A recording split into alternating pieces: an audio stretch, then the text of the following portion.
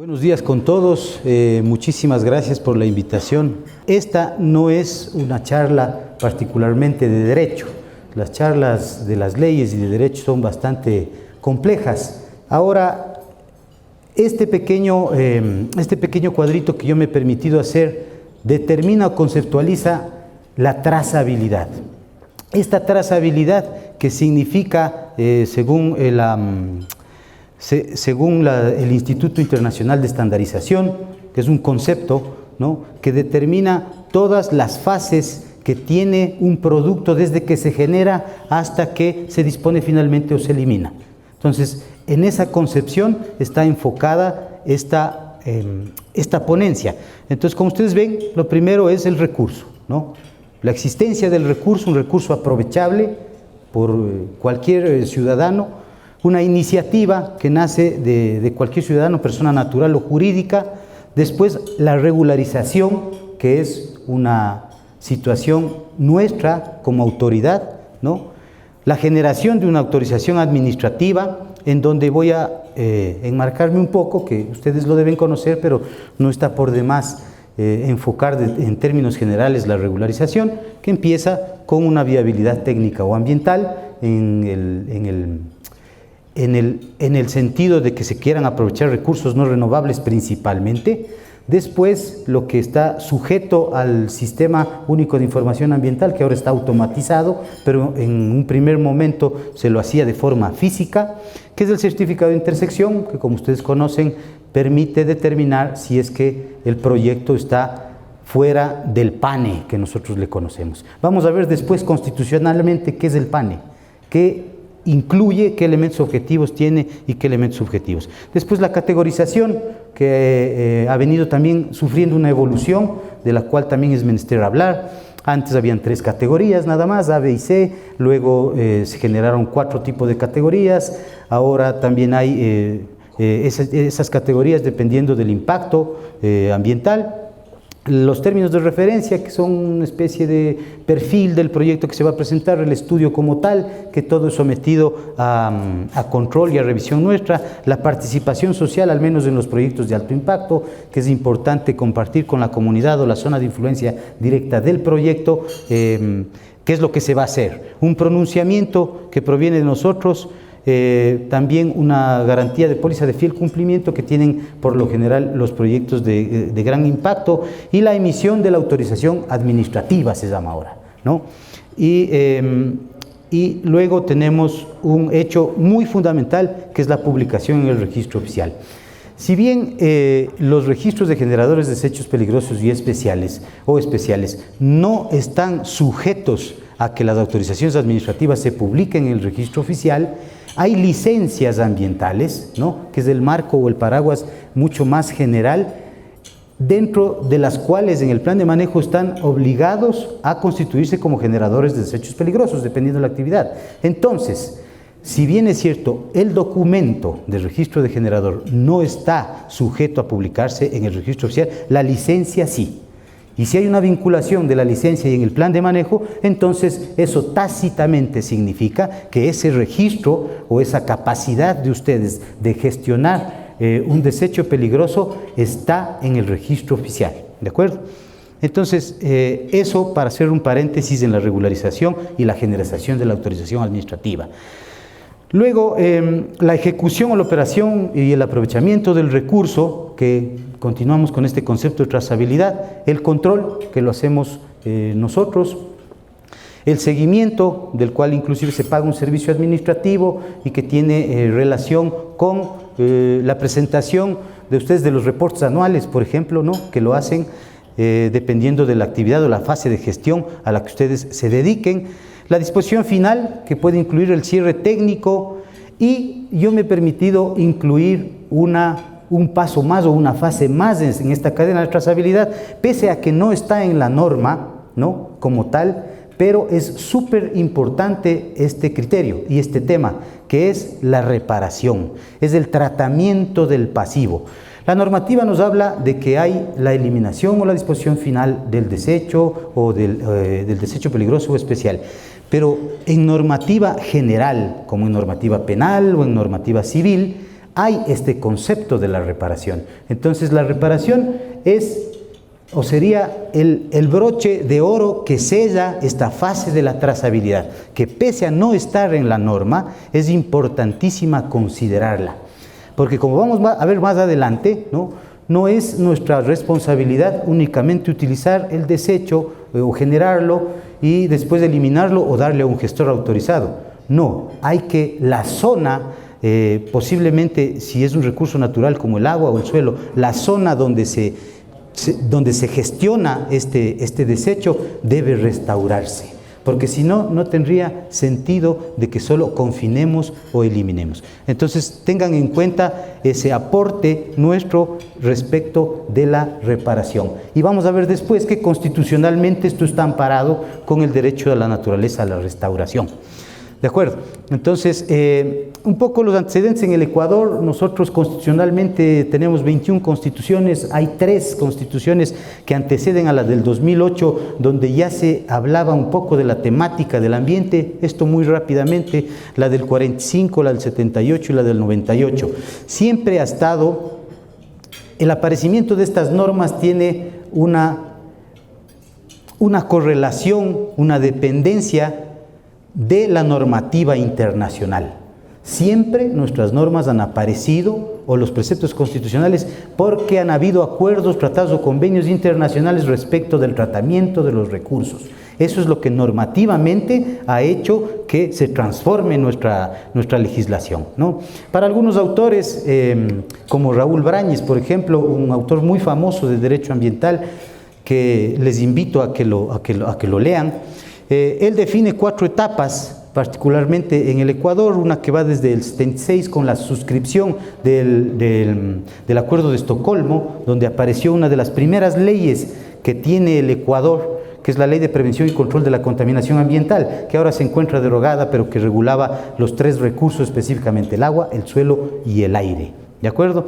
Una segunda etapa en 1992 con el aparecimiento de la Ley de Gestión Ambiental, donde se descentraliza un poco, se desconcentra la temática del control y del seguimiento un poco a las provincias, ¿no? Y aparece un órgano colegiado que es de suma importancia para nosotros, que es el Sistema Descentralizado de Gestión Ambiental. Luego la tercera etapa en el 99 con la codificación de esta ley, que sirvió de parámetro para el aparecimiento de ese famoso TULSMA, que es un decreto ejecutivo que tiene 9 libros y donde está la normativa técnica y específica de los desechos peligrosos y de lo que tiene que ver con la calidad ambiental. Y la cuarta etapa, que es de la Constitución actual, donde hay una prospección bastante fuerte del aparecimiento de los derechos constitucionales, entre ellos los de la naturaleza, que vamos a ver posteriormente. A mí siempre me gusta hacer esta disyuntiva entre lo que es el biocentrismo y el antropocentrismo.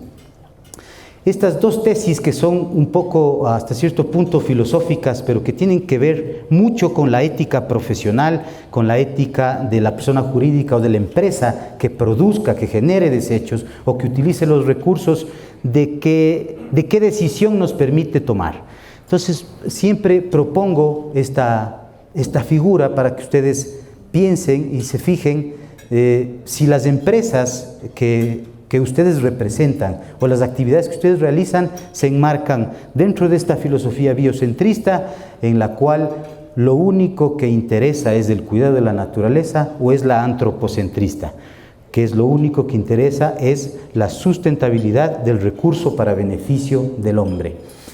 Nosotros, como Autoridad Ambiental Nacional, tratamos siempre de que haya un puente entre estas dos filosofías. Eso es lo que siempre tratamos de proponer. Esto que estamos haciendo aquí ahorita es política preventiva, examinando cada una de las normativas a fin de que ustedes puedan decidir cómo manejarse, no sustentablemente, sino sosteniblemente. Este concepto, o esta evolución de este concepto, que incluye la parte social, ambiental y la parte económica.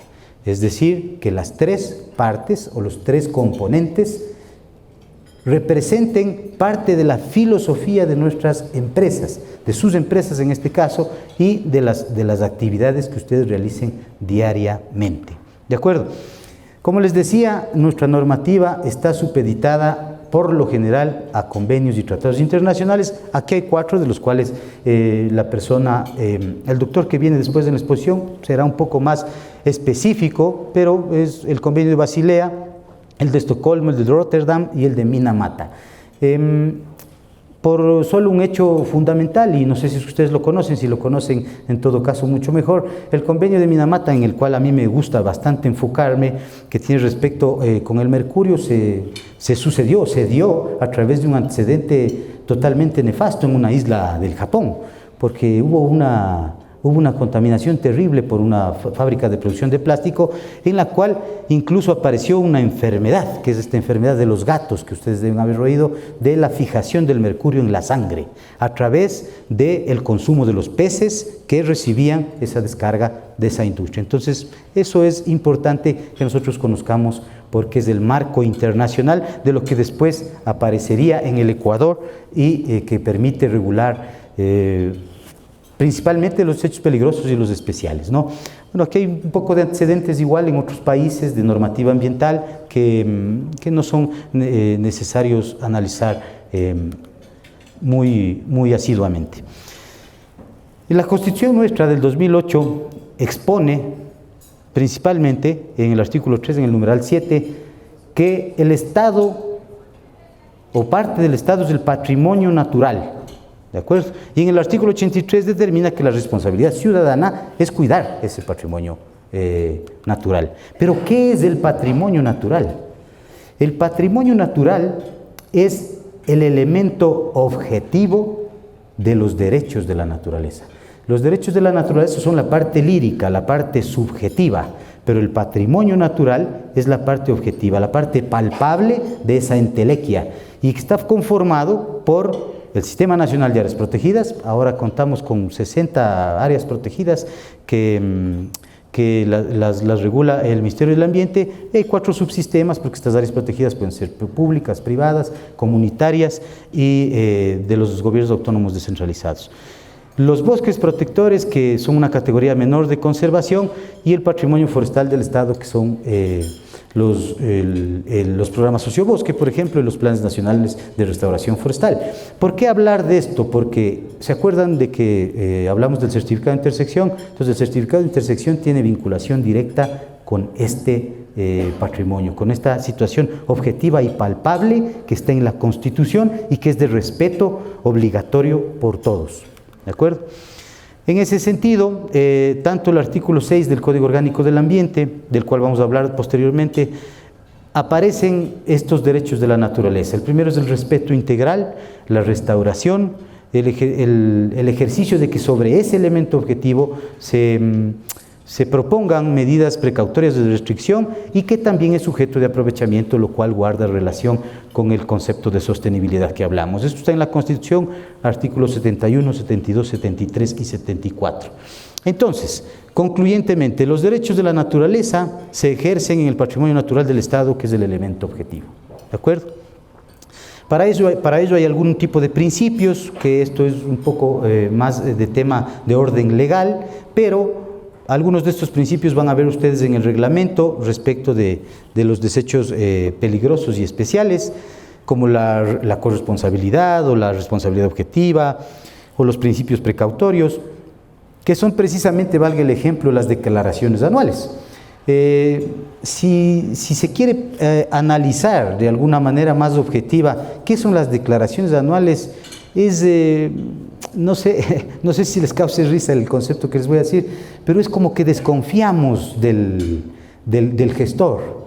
Desconfiamos del gestor en virtud de que qué está produciendo y a dónde lo está llevando. Entonces, esta declaración constituye un documento físico, un acto normativo a través del cual nosotros tenemos conocimiento, conciencia y sabemos a dónde van esos desechos, ¿no? Si cabe la comparación. Entonces, hablamos ya del concepto de sostenibilidad, de los 3 factores que son fundamentales, y vamos a hacer una pequeña comparación normativa que se ha dado al menos los últimos 5 años en el antes y después, ¿no? La Constitución de la República, los convenios y los tratados internacionales no se han movido. Antes teníamos la Ley Orgánica de Salud, la de Recursos Hídricos y un sinnúmero de normas que están después de esta, como la Ley de Gestión, la de Prevención y Control, antes. Ahora, esta es la evolución normativa más o menos que ha tenido nuestra norma técnica, ¿no? En virtud de la Constitución, todos los acuerdos que ustedes ven ahí, plasmados, que han regulado distinto tipo de actividades, entre ellas, por supuesto, la generación de los desechos especiales y peligrosos. Entonces, como ustedes ven en la parte final, en el 2018, hay ya el aparecimiento del Código Orgánico Administrativo, que es súper importante para regular los temas que nos atañen a nosotros, el Código Orgánico del Ambiente y el reglamento del Código Orgánico del Ambiente. Y una primicia que me he permitido traerles ahora, que es el Acuerdo Ministerial 089, en el cual se delegan algún tipo de competencias a las provincias, del cual hablaremos un poco más adelante, más específicamente. ¿De acuerdo? Ahora, en cambio, la normativa está: Constitución, tratados internacionales, el Código Orgánico Administrativo, que es la norma de orden administrativo que regula o que está por sobre el Código Orgánico del Ambiente, por el reglamento, porque regula a todos los procedimientos que realizamos las instituciones públicas.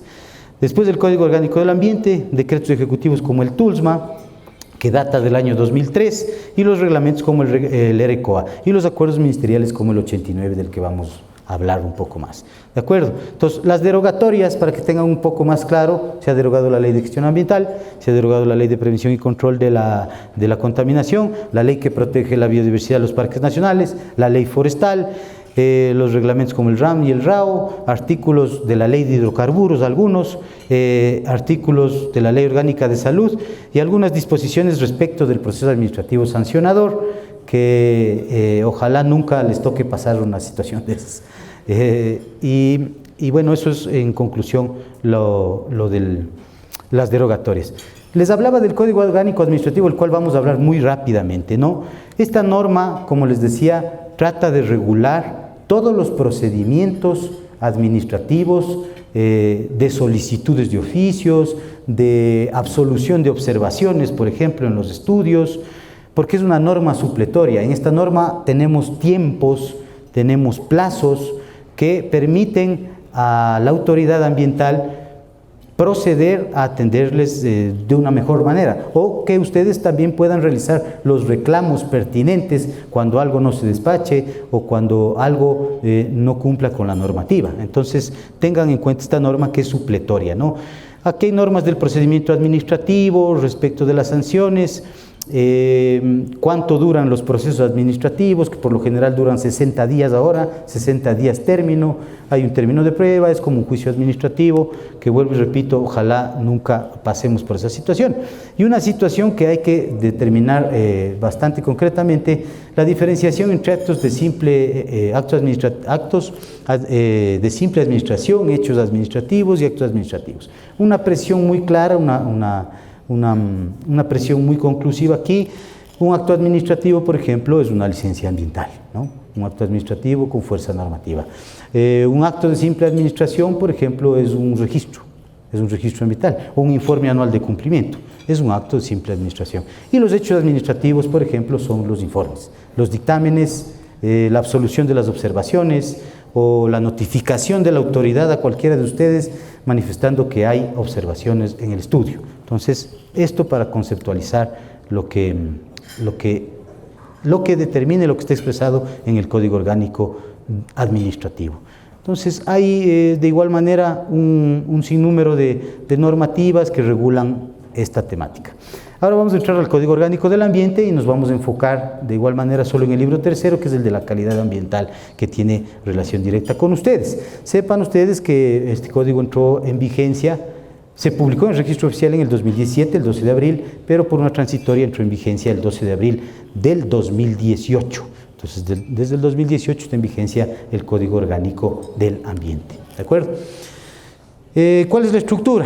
Un libro preliminar, un libro que determina el Sistema Nacional Descentralizado de Gestión Ambiental, el patrimonio natural, la calidad ambiental, en el libro que nos vamos a enfocar, cambio climático, la zona marino-costera, los incentivos ambientales, la reparación integral, el régimen sancionador, una disposición general, 14 disposiciones transitorias, 9 disposiciones derogatorias, una disposición final y una general también, ¿no?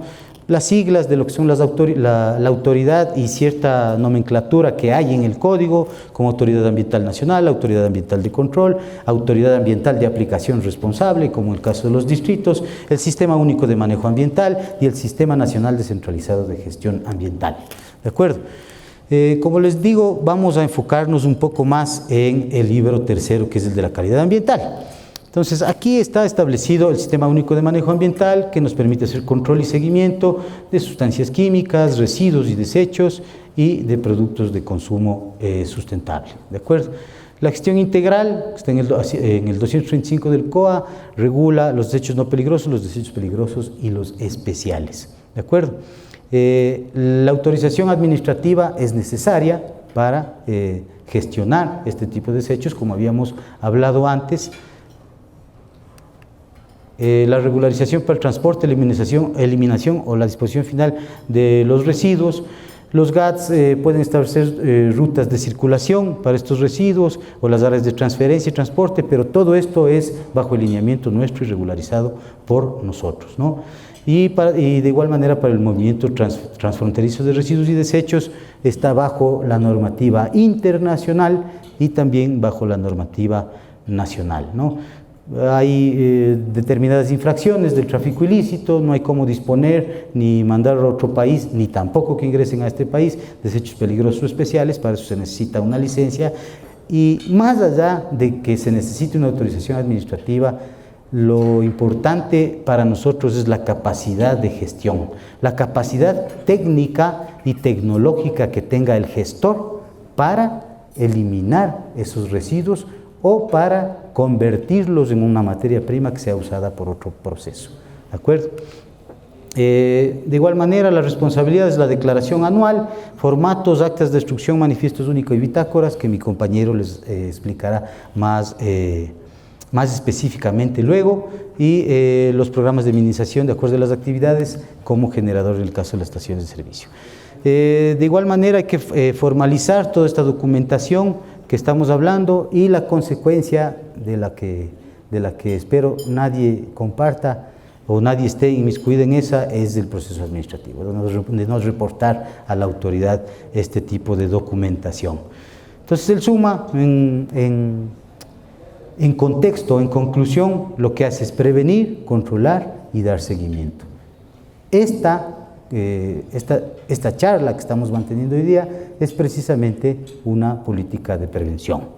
Después vendrá el control, a través de que ustedes presenten la documentación y nosotros la revisemos, el seguimiento con los informes y las declaraciones, y esta parte en la que vuelvo a hacer hincapié, que me parece muy importante a mí, que es la reparación.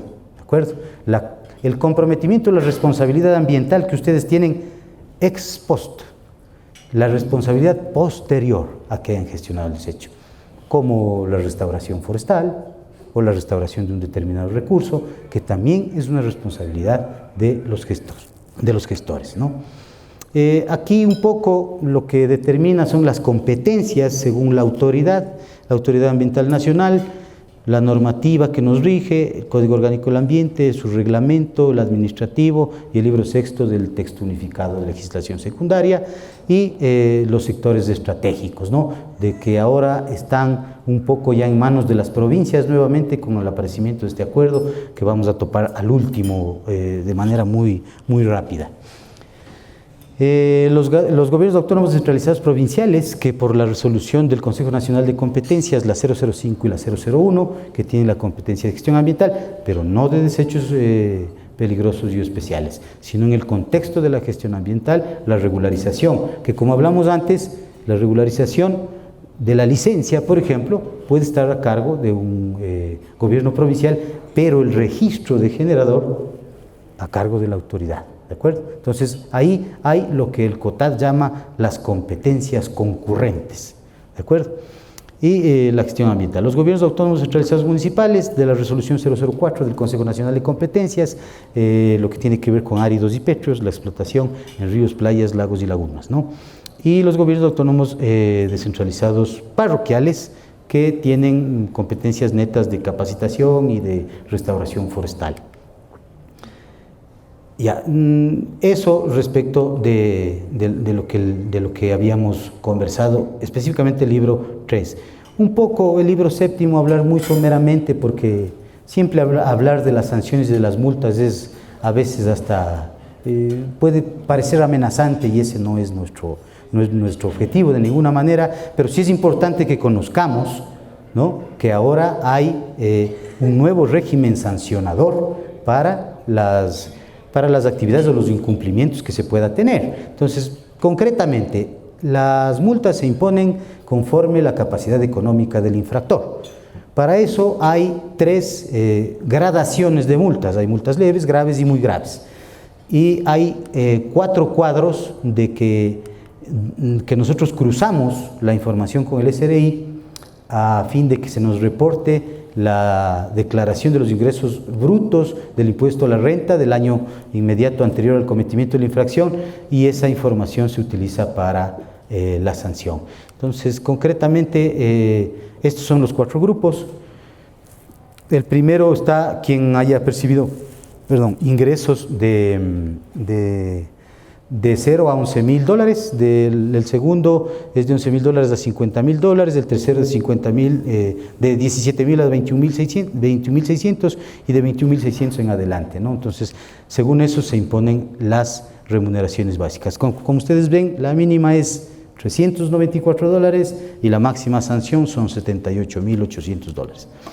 Entonces, en la resolución tiene varias cosas. Se pueden imponer medidas cautelares y también se puede ordenar la reparación o la restauración. Ahora vamos a hablar un poco del reglamento del Código del Ambiente. Miren, el Código Orgánico del Ambiente tuvo como unos 3 o 4 proyectos, en realidad, antes de aparecer. ¿Qué es lo que se buscaba con el Código Orgánico del Ambiente? El asambleísta buscaba subsumir, ¿no?, buscaba concentrar mucha normativa dispersa en un solo cuerpo normativo, con el carácter de orgánico. Es decir, una ley con jerarquía legal un poco más fuerte, que busque de alguna manera reunir varias normativas dispersas. No sé si se consiguió en realidad ese objetivo, para ser sincero, pero el legislador lo pensó así, pues, y eso es lo que nosotros estamos abocados a respetar. Y el reglamento trataba de igual manera de, si se quiere, llenar ciertos vacíos que dejó el... Muchas gracias, muy amable.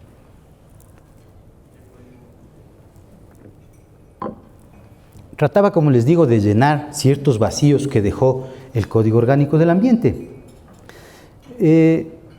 Desentraña, al menos lo que tiene que ver con la gestión integral de sustancias químicas, y vamos a ver después de los desechos, desentraña más específicamente cosas que no están atendidas por el Código y que han generado contradicción entre el Código y el libro 6 del texto unificado.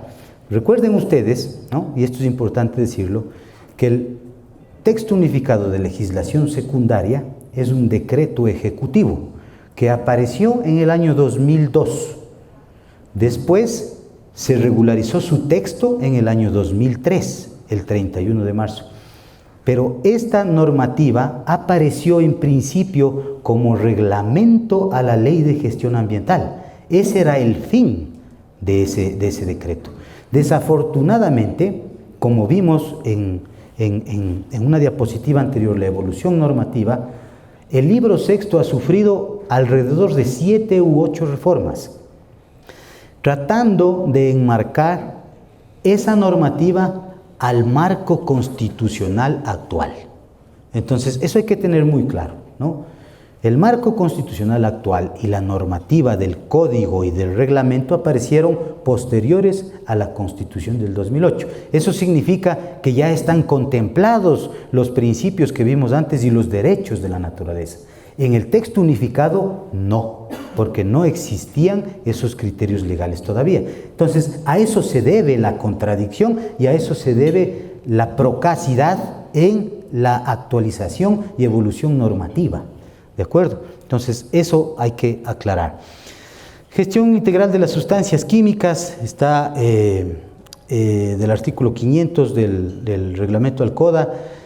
Están descritas las fases de gestión, ¿no? El abastecimiento, todas las fases tienen una conceptualización en el reglamento.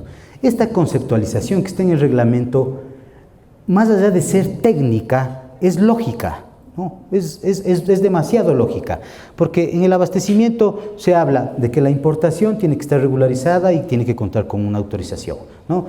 Si yo me abastezco, pues el químico, en este caso que venga, tiene que estar etiquetado bajo las normativas INEN o lo que fuera, ¿no?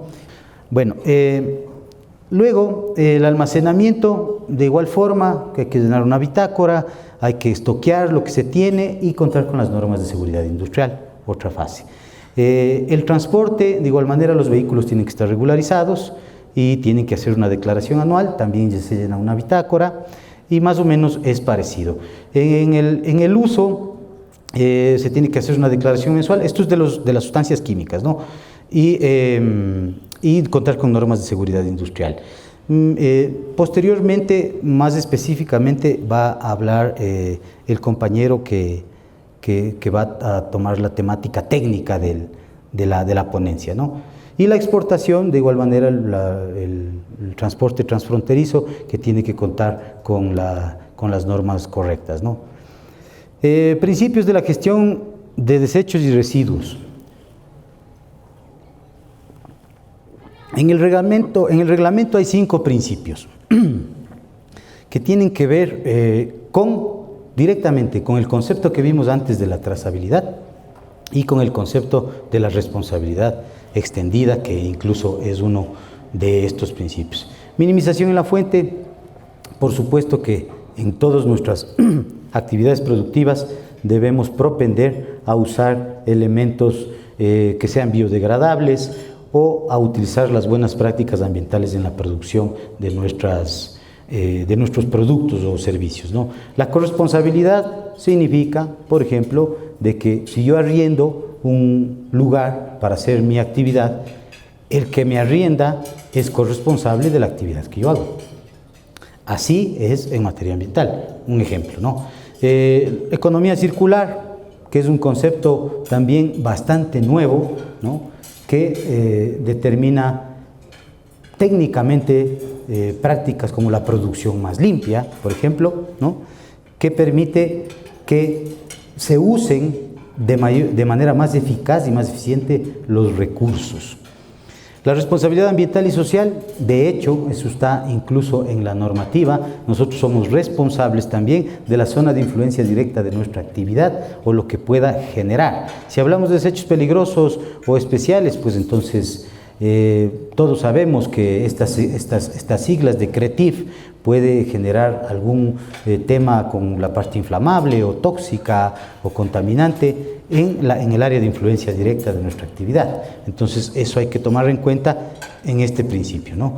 La corrección en la fuente, que de igual manera trata de hacernos o propende a que utilicemos productos que hayan sido reciclados, o sea, materia prima, o hayan sido obtenidos de otro tipo de proceso, ¿no? El régimen institucional, tenemos a la Autoridad Ambiental Nacional, nosotros a la Autoridad de Salud, a la Autoridad Nacional de Electricidad y Energía Renovable y a los gobiernos autónomos descentralizados. Esto de la Autoridad de Electricidad ha cambiado un poco, como ustedes saben, aparecieron algunos ministerios, desaparecieron otros, pero el reglamento, como data de junio del 2018, entonces se adecuaba a lo que estaba ahí, ¿no? En la gestión integral de residuos y desechos peligrosos y o especiales, estas son las fases de gestión. La generación, que como les había dicho, está en el 623 del reglamento, tiene que ver con la posesión y equipos alquilados. Esto es importante, que hace esta especificidad el reglamento, de que si ustedes subcontratan una maquinaria para realizar su actividad, pues esa maquinaria también es responsable o está bajo la responsabilidad de quien ejecuta la actividad, ¿no? En el almacenamiento, igual normas de seguridad industrial, normas nacionales como las INEN y normas internacionales como vimos en los tratados internacionales. Si bien, insisto, hay un poco de dicotomía en esto de las normas INEN, que no son obligatorias, ¿no? Las normas INEN son normas técnicas que son sujetas de revisión por la autoridad, ¿de acuerdo? Entonces, cuando hay un vacío normativo en el código, en el reglamento y en el libro sexto, hay normas INEN. Y si no hay código, normas internacionales, reglamento, texto unificado, normas INEN, hay normas internacionales, ¿de acuerdo? Entonces, a eso propendemos nosotros, a que siempre esté tutelado bajo algún régimen normativo alguna de las fases de gestión. Luego el transporte, tiene que ser obviamente vehículos adecuados, etiquetados, la declaración anual que se hace en los 10 primeros días del año, llenar una bitácora, muy parecido a las fases de gestión de las sustancias químicas, como vimos. La eliminación, que maneja unos conceptos un poco mucho más amplios, diría yo, que es la recuperación, el reciclaje, la reutilización.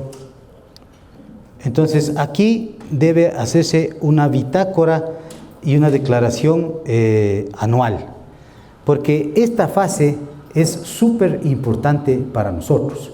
Nosotros debemos saber, como les decía antes, a dónde van esos desechos, ¿de acuerdo? Y la disposición final, que vuelvo y les repito, como había dicho, tiene que ser, más bien dicho, tiene la característica de ser un lugar permanente, ¿sí? Y siempre tiene que contarse con esta fase de gestión en el plan de manejo ambiental. Siempre, al menos, de una licencia que es el paraguas más grande, como hablábamos, y el registro de generador de ustedes, tiene que contarse en el plan de manejo con el mecanismo a través del cual se va a disponer finalmente ese desecho, ¿no? Y otra documentación que es importante y es necesaria, que es el manifiesto único, que no es otra cosa que un acta de entrega-recepción entre fase y fase, ¿de acuerdo? Aquí me he permitido, en honor a la parte de la disposición final, hay ciertos, por ejemplo, elementos o metales pesados, en este caso como el mercurio, que me parece a mí una situación bastante compleja, que sucede habitualmente en los consultorios de los odontólogos, por ejemplo, donde hay bastante generación de mercurio, o de los médicos por los termómetros, bueno, y un sinnúmero de cosas más. Estos mecanismos, como el que he puesto aquí de la estabilización del mercurio, que es una fase, digamos, o es un mecanismo tecnológico para la eliminación o la disposición final. Entonces, aquí decir una cosa muy puntual. Nosotros como autoridad somos encargados de aprobar y revisar la tecnología con la cual se vaya, en este caso, a estabilizar el mercurio, por ejemplo, ¿no? Entonces, eso también es importante considerarlo, ¿no? Y las prohibiciones que hay para los desechos peligrosos, como la quema a cielo abierto, ¿no? O la disposición en el patrimonio natural del Estado. ¿Se acuerdan que, como hablamos, tiene los 3 componentes: las áreas protegidas, los bosques protectores, los programas sociobosque, los planes nacionales de restauración forestal? No se puede hacer ahí la disposición. El uso de insumos para el consumo o para que sirvan de materia prima para elaborar productos de consumo animal o de consumo humano, eso también está prohibido, y el movimiento transfronterizo sin autorización, ¿de acuerdo?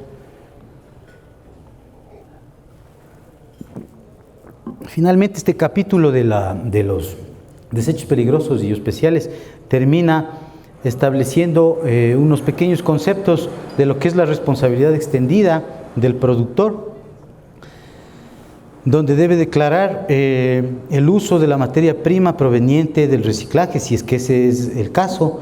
Tiene responsabilidad durante todo el ciclo de vida del producto y también es responsable de la fase de la recolección primaria, del almacenamiento, del transporte, con o sin aprovechamiento y de la disposición final.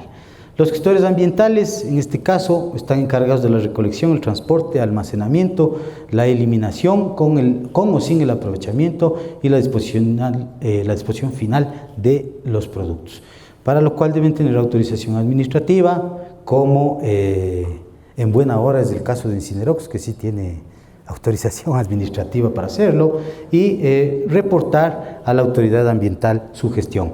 En este tema quisiera enfocarme un poco porque es súper importante de que ustedes sepan, muy independientemente de los planes de contingencia que deben tener todas las fases de la gestión de los desechos, especialmente la del transporte, donde se suelen presentar contingencias, como un choque, un derrame y un sinnúmero de estas cosas que pueden pasar comúnmente. Es importante comunicar a la autoridad cuanto antes de esta circunstancia, porque esto puede devenir en una circunstancia atenuante en el posible proceso que se inicie, o se puede considerar como un acto de buena fe por parte del productor o del generador de desechos peligrosos a fin o digamos a efectos de una posible responsabilidad posterior, ¿no? Y la producción y consumo sostenible, ¿no?, que debe ser hecha a través de una cooperación público-privada, que esto es muy importante hacerlo. Muchas de las veces la Autoridad Ambiental Nacional no posee el recurso económico adecuado, o el recurso técnico adecuado, o el recurso humano suficiente para hacer control y seguimiento. Entonces ustedes son parte importantísima en nuestra gestión. El hecho de generar convenios, alianzas para gestionar este tipo de desechos en provincias, en las zonas rurales o urbano-marginales o en las zonas industriales donde se encuentran la mayor cantidad de gestores, nos ayuda a nosotros a cumplir con la política de orden nacional. Esto a través de las buenas prácticas ambientales. Buenas prácticas ambientales a las que estamos obligados todos y que no necesariamente tienen que hacerse solo en la gestión de los desechos peligrosos y especiales, sino también tienen que hacerse en las oficinas administrativas de ustedes, para eficiencia de la luz, también en el tratamiento de los vehículos que transportan, con un adecuado mantenimiento, también en el uso responsable del papel, también en el uso de cartuchos, por ejemplo, de las impresoras, en las cuales empresas se responsabilicen de retirar el desecho, ¿no? Todo ese tipo de prácticas que no necesariamente están enfocadas en la producción como tal de los desechos peligrosos son importantes para nuestra gestión, ¿de acuerdo? Y facilitar el acceso a la información, que es precisamente lo que estamos haciendo hoy día, ¿no? Estamos facilitando, poniendo a sus manos, a sus órdenes, la información normativa, la de la legislación, la que les regula a ustedes, a fin de que ustedes puedan tener preguntas, imagino, o estas puedan ser absueltas en el marco normativo que nosotros manejamos. Tengan en cuenta de que la ley es maleable. La ley no es una última palabra. La ley, por lo general, siempre tiende a evolucionar. La ley tiene mecanismos para que se reforme, pero estas reformas o estos mecanismos se hacen en el transcurso de la ejecución de la ley y con el favor de ustedes, ¿no? Si ustedes ven algún inconveniente normativo o hay alguna cosa de la que algún problema que no podamos solventar, lo podemos resolver conjuntamente, ¿de acuerdo? Esa es la idea. Finalmente, el texto unificado, como les había dicho, hay particularmente estas son las reformas del libro sexto que están con años y con los números de los acuerdos, y estas son las reformas que están por lo general plasmadas en las licencias ambientales que están publicadas en el registro oficial. ¿De acuerdo? El SUMA ya hablamos qué fases son las que tiene, el SUIA de igual manera, que es la plataforma informática a través de la cual ustedes obtienen la licencia o la regularización. De las autoridades también ya hablamos. Como yo les dije, las reformas lo que han tratado es de acoplar el sistema constitucional, el marco constitucional actual a este decreto ejecutivo que apareció previo al marco constitucional. ¿De acuerdo? Ahora tenemos categorías de registro y licencia, hay también un certificado que no es obligatorio, y de esto que vamos a hablar un poquito más de manera muy somera, ¿no? Porque estamos ya terminando y yo he querido compartirles este acuerdo ministerial que está suscrito el 22 de octubre de este año, en el cual hay algunas disquisiciones que es importante citar para que ustedes las conozcan.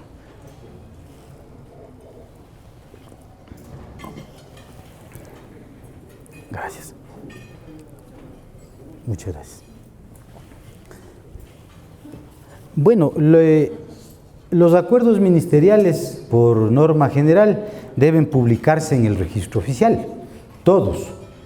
Desde el momento que se publican en el registro oficial, son ley general del Estado y se presume que todos las conocemos, que todos conocemos esa ley, ¿no? Así se presume de derecho. Por eso ustedes han de haber oído esa famosa frase de que el desconocimiento de la ley no exime de responsabilidad. Esa es la justificación. Entonces, no me he permitido citar aquí como tal o hacer unas diapositivas de este acuerdo porque todavía no está publicado en el registro oficial. Este acuerdo está suscrito, como les dije, el 22 de octubre de este año, pero la publicación en el registro oficial siempre demora un poco, ¿no? Demora unos 2, unos 3 meses. Lo mismo les debe haber pasado a algunos de ustedes que tengan licencia. Y vale también la aclaración para compartirles una situación extraoficial. Muchas de las veces los regulados o las empresas o las industrias grandes hacen oficios al Ministerio del Ambiente solicitando una copia de la licencia, una copia certificada suelen solicitar. Entonces, decirles, ¿no?, que eso muchas de las veces no es necesario, porque ustedes pueden acceder directamente al registro oficial a su licencia ambiental, que está publicada y que es ley general de la República y conocida por todos. Entonces pueden acceder a la plataforma del registro oficial y acceder a su licencia. Eso como un dato, si se quiere, curioso, ¿no? Entonces, en este acuerdo, que les comparto muy someramente, lo que se trata es un poco de clarificar cosas que no estaban tan claras respecto de las competencias, de la disyuntiva entre las competencias de matriz del Ministerio del Ambiente y de las direcciones provinciales. Me imagino que muchos de ustedes ejecutan sus actividades fuera del Distrito Metropolitano de Quito y también en otras provincias. Entonces, ahora, las competencias para la revisión, aprobación, rechazo y cumplimiento de los requisitos del acuerdo ministerial, este famoso 026, que ustedes saben que les regula, las tenemos en provincia.